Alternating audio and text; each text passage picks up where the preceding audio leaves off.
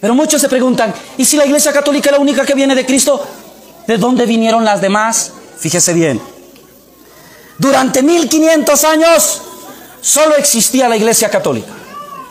En el año 1516, un sacerdote que se llamaba Martín Lutero se separó de la Iglesia y fundó su propia iglesia, que hoy se conoce como la Iglesia Luterana. En el año 1516 ya habían dos iglesias, la de Cristo y la de Lutero. Unos años más tarde se separó Calvino, después Zwinglio, Enrique VIII, y después se separaron todos los grupos que hoy conocemos. Por ejemplo, ¿dónde nacieron los Testigos de Jehová? Los Testigos de Jehová nacieron en Estados Unidos en el año 1872. Los fundó Carlos Russell. ¿Entonces son la Iglesia de Cristo? No, son la Iglesia de Russell. ¿Y dónde nació la Iglesia Adventista del Séptimo Día? En Estados Unidos, en el año 1840. ¿Quién lo fundó? Guillermo Miller y Elena G. de White. ¿Entonces son la Iglesia de Cristo? No, ellos son la Iglesia de Miller y de Elena. ¿Y los de la Iglesia Pentecostés dónde nacieron? Nacieron en Estados Unidos en el año 1907. Los fundó un hombre que se llama William. Y los de la Luz del Mundo, esos nacieron en México en el año 1926 en Guadalajara, Jalisco. Los fundó Aarón.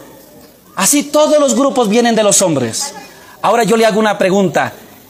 ¿Dará lo mismo estar en la Iglesia de Cristo que estar en la iglesia de un hombre? ¿Sí o no? No. Ahora le hago otra pregunta. ¿Usted dónde quiere estar? ¿En la Iglesia de Cristo o en la iglesia de un hombre? La Iglesia de Cristo. Les voy a poner un ejemplo que pone el padre Juan Rivas. Si alguien se enoja por este ejemplo, le reclama al padre Juan Rivas. El padre Juan Rivas dice: el fundador de la Iglesia Católica es Cristo. Murió, pero resucitó al tercer día. Subió al cielo y ahora está sentado a la derecha del Padre. Los fundadores de las sectas murieron, pero no resucitaron. A ellos se lo comieron los gusanos. Y el padre Juan Rivas pregunta,